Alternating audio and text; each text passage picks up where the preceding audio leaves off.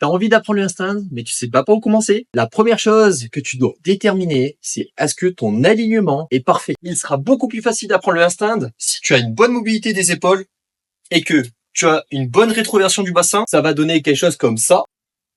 Alors que si tu manques de mobilité des épaules ou bien du bassin, juste après on va voir les exercices pour déterminer tout ça, ton handstand va plutôt ressembler à ça. Pourquoi? Car soit il te manque de la mobilité des épaules, donc tu vas être comme ça et tu auras forcément un bassin d'antéversion pour compenser, soit tu auras juste ton bassin d'antéversion, tu seras droit à ce niveau-là, mais tu seras en banane car ta rétroversion du bassin elle est pas bonne. Et que ce soit le cas 1 ou le cas 2, il sera beaucoup plus difficile pour toi d'apprendre le handstand. Donc déjà avant toute chose, il faut savoir si ton alignement il est parfait.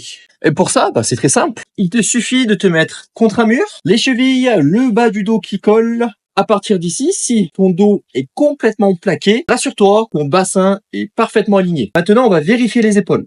Donc, on monte, on monte, on monte. Parfait. Les coudes, les chevilles, le bas du dos, tout reste plaqué. C'est ce qu'on veut voir. Si par contre, à contrario, dès que tu commences à monter, tu pars en antéversion, c'est exactement la banane que tu auras en handstand et c'est exactement ce qu'on ne veut pas voir. Car il te sera 100 fois plus dur d'apprendre le handstand si tu commences en banane. J'ai déjà sorti tous les exercices qui traitent le manque de mobilité des épaules ainsi que pour le bassin. Donc avant de commencer à farmer tes handstands, j'ai envie que tu farmes ces exercices si ton alignement n'est pas déjà parfait.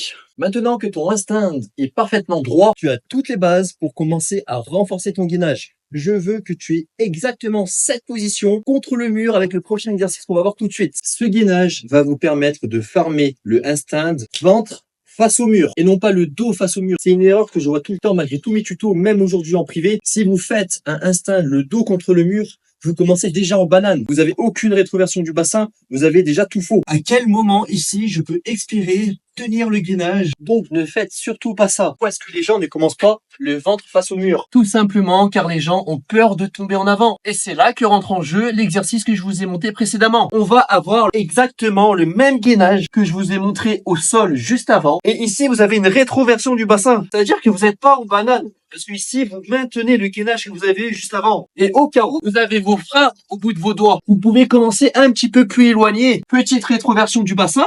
Donc, l'inverse de ça, vous ne pouvez pas tomber. Vous avez un gainage qui est actif. Et plus le temps passe, plus vous pourrez vous rapprocher.